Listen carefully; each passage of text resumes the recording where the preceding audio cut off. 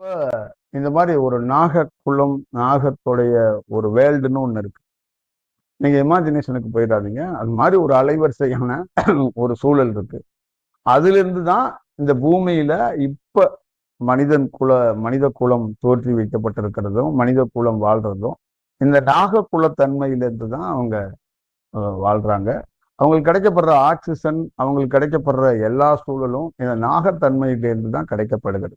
அதனால அந்த நாக சக்தியில வடிவத்துல தான் எல்லாருடைய தியானமும் இருக்கும். எல்லாருடைய வழிமுறைகளும் இருக்கும். இப்போ உங்களுக்கு குண்டலினின்னு ஒண்ணு விழிக்கும், அது இடுப்புல இருக்கு. அது நாகத்தன்மையில தான் இருக்கு. அப்ப நீங்க நாகத்தன்மையில தான் வளர்ந்தாகணும். அது தவிர்க்கவே முடியாது. அப்ப இந்த மாதிரி ஒரு சூழல்ல இருக்கிறவங்களுக்கு இந்த நாகங்கள் ஒரு இடத்துல யாருக்கு பயப்படும்னா வெட்டவெளிக்கு பயப்படும். வெட்டவெளியை குரு மாதிரி நினைப்பாங்க.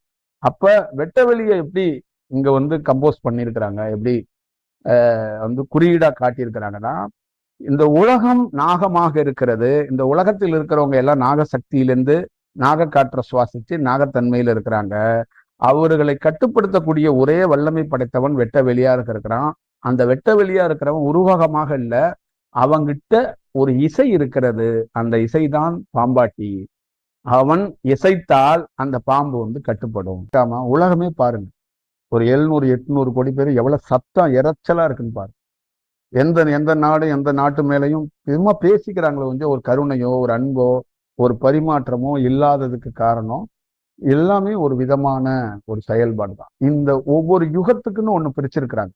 அந்த மாதிரி இந்த யுகம் நாக குலத்துல நாகத்தோடைய தன்மையில நாகத்துடைய அந்த காற்றையே சுவாசித்து நாகத்து சக்தியில மனித குலம் முழுக்க வாழுங்கிறது தான் இந்த யுகத்தோடைய செயல்பாடு, இந்த யுகத்தோடைய வழிபாடு. அப்ப இதிலிருந்து என் போன்ற ஆளுகளுக்கு ஒரே ஒரு சிறு வாய்ப்பு, இதிலிருந்து விடுபட்டேன்.